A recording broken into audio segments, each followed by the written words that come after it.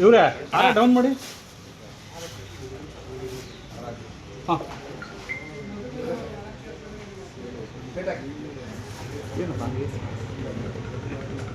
ಏನು ಗೊತ್ತಿಲ್ಲ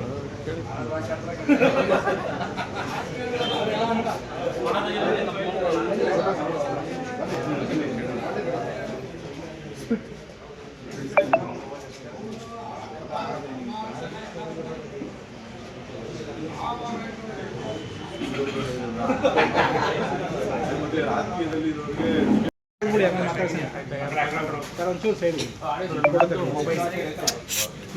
ಹಿಂದೆ ಬಂದಿ ಇವ್ರದ್ದು ಮೊಬೈಲ್ ಕೊಟ್ಬಿಡಿ ನಿಮ್ಮ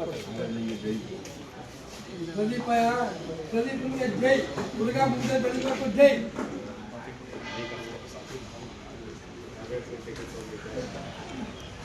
ಬೇಗ ಕೊಡ್ತೀವಿ ಜೈ.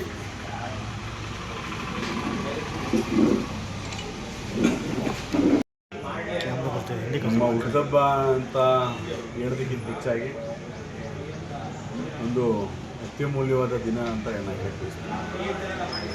ಈ ರಾಜಕೀಯ ಕ್ಷೇತ್ರ ಮತ್ತು ಸಾಮಾಜಿಕ ಕ್ಷೇತ್ರದಲ್ಲಿ ಯಾರ್ಯಾರಿದ್ದಾರೆ ಪ್ರತಿಯೊಬ್ಬರು ಕೂಡ ಅವ್ರು ಹುಟ್ಟುಹಬ್ಬ ಅಂದರೆ ಸಂತೋಷ ಏನಕ್ಕೆ ಸಂಬಂಧಿಕರುಗಳು ಅಂದರೆ ಬರೀ ಜೊತೆಗೆ ಹುಟ್ಟಿದವ್ರು ಮಾತ್ರ ಸಂಬಂಧಿಕರಲ್ಲ. ನಮ್ಮನ್ನು ಸಮಾಜದಲ್ಲಿ ಇಷ್ಟಪಡೋಂತಹ ಜನಗಳು ಎಲ್ಲರೂ ಕೂಡ ಸಂಬಂಧಿಕರು.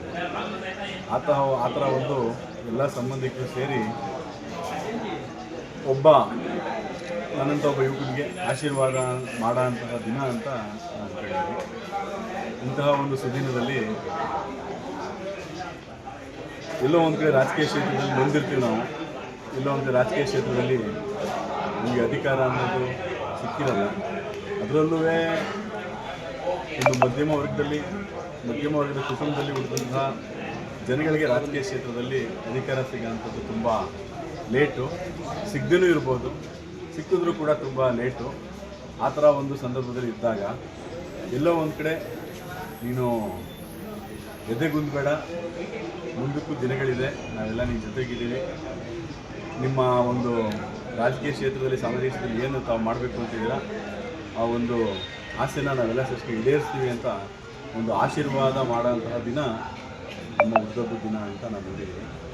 ಸಾಮಾಜಿಕ ಕ್ಷೇತ್ರದಲ್ಲಿ ಕಳೆದ 20 ವರ್ಷದಿಂದ ಕೆಲಸ ಮಾಡ್ಕೊಂಡಿದ್ದೀನಿ.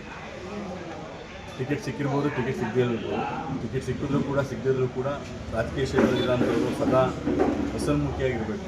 ಏನಕ್ಕೆ ಇರಬೇಕು ಅಂದರೆ ತಮ್ಮ ನೋವುಗಳನ್ನ ಎಷ್ಟೇ ಇದ್ದರೂ ಕೂಡ ಸಂತೋಷನ ಹೊರಚೆಲ್ಲಬೇಕು. ಆ ಥರ ಒಂದು ಬೆಳವಣಿಗೆನ ನಾವು ಬೆಳೆಸ್ಕೊಂಡಿರ್ಬೇಕು. ರಾಜಕೀಯ ಭಾವನೆನ ಇಟ್ಕೊಂಡು ಕೆಲಸ ಮಾಡ್ಕೊಂಡು ಬರ್ತಾಯಿದ್ದೀವಿ. ನಮ್ಮದೇ ಆದಂಥ ಕೆಲವೊಂದು ಯೋಜನೆಗಳು ರಾಜಕೀಯ ಕ್ಷೇತ್ರದಲ್ಲಿ ಏನು ಮಾಡೋದು ಒಂದಲ್ಲ ಒಂದು ದಿವಸ ನಮ್ಗೆ ಅಧಿಕಾರ ಬಂದಾಗ ಬರ್ದಿದ್ರು ಕೂಡ ಕೆಲಸನ ದೇವರಿಂದ ಮಾಡಿಸ್ತೀವಿ. ಬಂದಾಗ ನಾವೇ ನಿಂತ್ಕೊಂಡು ಅದನ್ನು ಮಾಡೋಂತಹ ಕೆಲಸ ಮಾಡ್ತೀವಿ. ಈ ಜನಗಳ ಪ್ರೀತಿಗೆ ನಾವು ಸದಾ ಚಿರಋಣಿ ಅನ್ನೋ ಮಾತನ್ನು ಹೇಳಲಿಕ್ಕೆ ಬಯಸ್ತೀವಿ. ಎಲ್ರಿಗೂ ಕೃತಜ್ಞತೆಗಳನ್ನ, ಧನ್ಯವಾದಗಳನ್ನ ತಿಳಿಸ್ತೀವಿ. ಭಾಳಷ್ಟು ಮುಖಂಡರು ಮತ್ತು ತಮ್ಮ ಅಭಿಮಾನಿಗಳು ತಾವು ಶಾಸಕರಾಗಬೇಕು ಅನ್ನೋ ಕನಸನ್ನ ಕಾಣ್ತಾ ಇದ್ದಾರೆ. ಅದು ಈಡೇರಿಸೋಕ್ಕೆ ಯಾವ ರೀತಿ ಪ್ರಯತ್ನ ಆಗ್ತಾಯಿದೆ?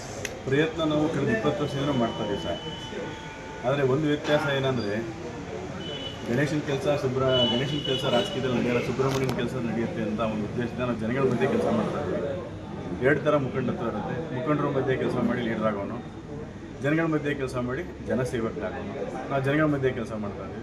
ಒಂದಲ್ಲ ಒಂದು ದಿವಸ ಲೇಟ್ ಆದರೂ ಸಹ ರಿಸಲ್ಟ್ ಸಿಗುತ್ತೆ ಅನ್ನೋ ಒಂದು ಆಶಾಭಾವದಿಂದ ಕೆಲಸ ಮಾಡ್ತಾ ಇದ್ದೀವಿ. ಪಕ್ಷ ಬಿಟ್ಟು ನೀವು ನಿಮ್ಮದೇ ಆದಂಥ ಸಂಸ್ಥೆ ಕಟ್ಟಿಕೊಂಡು ಸಮಾಜ ಸೇವೆ ಇಲ್ಲ, ಕಾಂಗ್ರೆಸ್ ಪಕ್ಷದ ಒಂದು ಅಡಿಯಲ್ಲೇ ಕೆಲಸ ಮಾಡ್ಕೊಂಡು ಬರ್ತಾರೆ ನಾವು ಮೊದಲಿಂದಲೂ ಕೂಡ. ಕಾಂಗ್ರೆಸ್ ಪಕ್ಷದ ಹಿರಿಯರೆಲ್ಲ ಇದೆಲ್ಲ ಅವ್ರ ಮಾರ್ಗದರ್ಶನದಲ್ಲೇ ಕೆಲಸ ಮಾಡ್ತಾರೆ. ನಮ್ಮ ಸೇವೆನ ಪಕ್ಷ ಗುರುತಿಸೋ ಸಮಯ ಯಾಕೆ? ಹೌದು, ಕೆಲವೊಂದು ಸಲ ವ್ಯತ್ಯಾಸಗಳಾಗುತ್ತೆ. ಕೆಲವೊಂದು ಸಲ ಗುರುತಿಸೋದಕ್ಕಿಂತ ಹಿರಿತನವನ್ನು ಕಾಪಾಡಬೇಕಾಗಿತ್ತಲ್ಲ. ಹೋದ ಸಲ ನಮಗೆ ಟಿಕೆಟ್ ಸಿಗಬೇಕಾಗಿತ್ತು. ಕೊನೆ ಹಂತದಲ್ಲಿ ಸರ್ವೆ ರಿಪೋರ್ಟ್ ಎಲ್ಲ ಪ್ರದೀಪ್ ಅವ್ರಿಗೆ ಹೇಳ್ತಾರೆ ಟಿಕೆಟು, ಜನಗಳು ಇಚ್ಛೆ ಪಟ್ಟಿದ್ದಾರೆ ಓಟ್ ಹಾಕಲಿಕ್ಕೆ, ಗೆಲ್ಲಿಸಲಿಕ್ಕೆ. ಆದರೂ ಕೂಡ ಕೆಲವೊಂದು ಸಲ ನಮ್ಮ ಪಕ್ಷದಲ್ಲೇ ಕೆಲಸ ಮಾಡಿದಂತಹ ಹಿರಿಯರು ಇರ್ತಾರೆ, ಸೀನಿಯರ್ಸ್ ಇರ್ತಾರೆ. ಸೀನಿಯರ್ಸ್ನು ಕನ್ಸಿಡರ್ ಮಾಡೋಕ್ಕಾಗುತ್ತೆ. ಪಕ್ಷಕ್ಕೆ ಗೆಲ್ಲುವಂತೆ ಮಾನದಂಡ ಅಲ್ಲ, ಪಕ್ಷದಲ್ಲಿ ಕೆಲಸ ಮಾಡೋಂತಹ ಸೀನಿಯರ್ಸ್ಗೂ ಒಂದು ಅವಕಾಶ ಕೊಡಬೇಕು. ಅದನ್ನು ನಾವು ಕಿರಿಯರು ಅದನ್ನು ಅರ್ಥ ಮಾಡ್ತೀವಿ. ಅರ್ಥ ಮಾಡಿಕೊಂಡಾಗ ಮುಂದಿನ ದಿನಗಳು ಚೆನ್ನಾಗಿರುತ್ತೆ. ಮುಂದಿನ ದಿನಗಳು ಸಿಗುವಂಥ ಆಸೆ ಇದೆ, ಭರವಸೆ ಇದೆ ಸರ್. 100% ಭಾಗ ಎಲ್ಲ ಪ್ರತಿಯೊಬ್ಬನೂ ಕೂಡ ಆಶಾಭಾವನೆಯಿಂದಲೇ ಮುನ್ನಡೆತಾರೆ. ಸಿಗೋಂಥ ವಿಶ್ವಾಸ ಸತ್ಯವಾಗೂ ಇರುತ್ತೆ, ಅದು ಗ್ಯಾರಂಟಿ ಇರುತ್ತೆ, ಒಳ್ಳೆಯದಾಗುತ್ತೆ. ಸರ್ ಇದನ್ನು ಹೊರತುಪಡಿಸಿ ಇದನ್ನೇ ಮಾಜಿ ಸಂಸದರು ಒಬ್ಬ ಪತ್ರಕರ್ತರ ಮೇಲೆ ತುಂಬ